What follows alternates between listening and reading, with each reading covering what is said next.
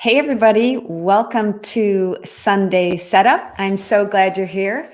Every Sunday, in case you didn't know this already, every Sunday I'm going to be sharing some quick tips for starting your week out with less stress, better health, and more faith. So I'm so glad that you're here. If you wouldn't mind sharing this, I'd appreciate it. Today is June 6th. And we remember the sacrifices that were made on this day in 1944 with the Allied invasion of Normandy in World War II. We call it D-Day. And we lost a lot of brave men and women who fought for the right for us to be free, for the right for us to have freedom of speech and to say whatever we want to say. And we are so grateful. We thank God for those brave souls who sacrificed everything so that we could be free. With that said, I also wanted to give you some lighter commentary. And if you stick around, I'm going to be answering some questions and some comments. I wanted to tell you a story about when my son Rocco was about 10 years old, maybe less, maybe about 8 years old. He wanted to play roller hockey, and all of his friends were playing roller hockey. And that was a big thing these days. And so in order to pay roller hockey, you had to buy about $300 worth of equipment.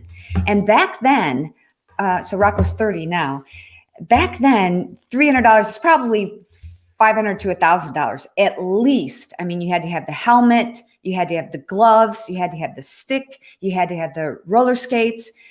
Maybe it was way more than 300. The right pants with the padding in them and the, practice jersey, everything, mouth guard, everything. So Rocco had committed that he wanted to play roller hockey, and all of his friends were playing. And I said, okay, we got to get all the equipment. Let's get all the equipment. We went shopping. We got all the right stuff. And so they did such a great job at this roller rink in Jackson, Michigan, where they had all the little kids. And on the first day of practice, there were 3 different coaches that went on to the roller rink, and all of the kids were kind of waiting on the sidelines, waiting off the rink with their parents, waiting to be called by one of the coaches to see which team they were going to be on. And it was so well done. It was really neat, very special for these kids. They had all the lights going and they had the announcer on and Team Blue, welcome, so-and-so and so-and-so.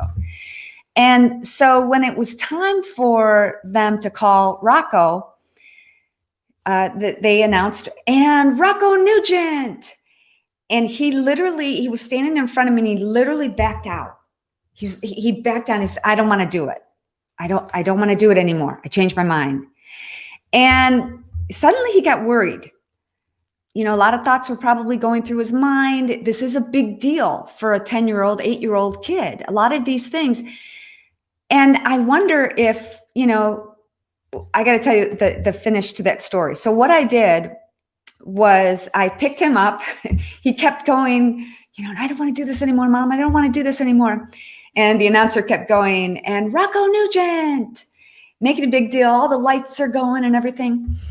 And he said, I don't want to do it. I changed my mind. I picked him up. I smiled, and I marched out onto the roller rink, and I put him in front of the coach where he was going to be. Maybe I didn't carry him, but I kind of guided him out into where the coach was who called him on his team. Sometimes we get worried about things a lot of times. And maybe you're going through a season right now where you're feeling like that, like you're backing out of something. 2020 was difficult for us all. Our lives changed completely. I just went out to lunch with Sheriff Parnell McNamara, his lovely wife, Charlotte, and of course, Ted, and then our friends, Tim and Ashley Tucker. And by the way, if you want to get an autographed copy of my book, 4 Minutes to Happy, you can email Tim and Ashley Tucker at oldwestantiques@yahoo.com. But the reason I wanted to tell you the story is because I feel like so many of us, we literally got the rug pulled out from under us last year. And what was up is now down, what was right is now wrong, and vice versa. And sometimes we need God to step in and step into our lives and give us direction. I mean, wouldn't it be great if God just like picked us up and carried us to wherever we need to go? But I got to tell you, all right, let me ask you this question. Have you gotten the equipment? Have you prepared yourself? Or are you just waiting for God to pick you up and carry you and place you where you need to be placed? You know, it took a lot for Rocco to have the courage. And the rest of the story is he went on to play roller hockey, had a blast and loved it, had so much fun. Sometimes the unknown worries us so much that we don't want to do it. And maybe you're worried about a difficult decision that you have to make. Maybe you want to back out of something that you made a commitment to, and you're not sure if you really want to follow through with it or not. Maybe you need God to step in and to guide you. I know I do now more than ever. If 2020 taught me anything, it's to pray and pray more and pray harder and pray. And did I mention pray? Like, just keep praying. And I found that what I end up doing is I start out praying for everyone, my family, the health of my family, my health, so that I can continue to take care of people in my family, in my community. Because if you find out that somebody is sick, we have a friend who is sick in the hospital right now. And everybody, we're on a group text, we're all worried.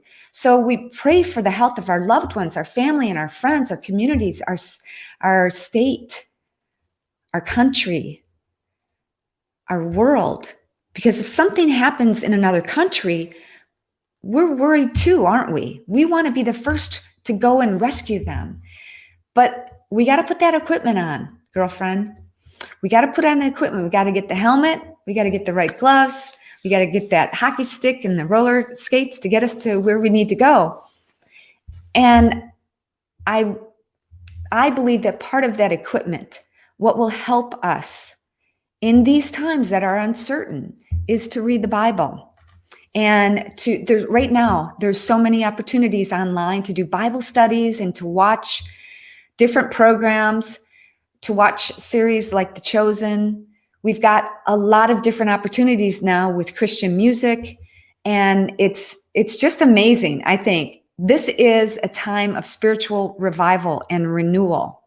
And I wanted to leave you with one quote from the Bible. In Ruth 5:11, it says, "Now don't worry about a thing, my daughter." And I feel like God is just saying that to me. But if this is reaching you, I pray that it reaches someone else who needs to hear it right now too. So take your worries to God.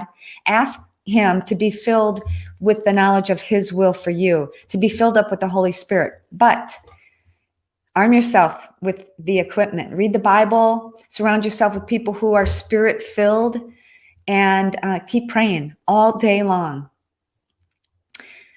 All right, guys, I want to also welcome you in and say hello to some of the people who are joining, and post your comments. And also, I want to tell you about my hair.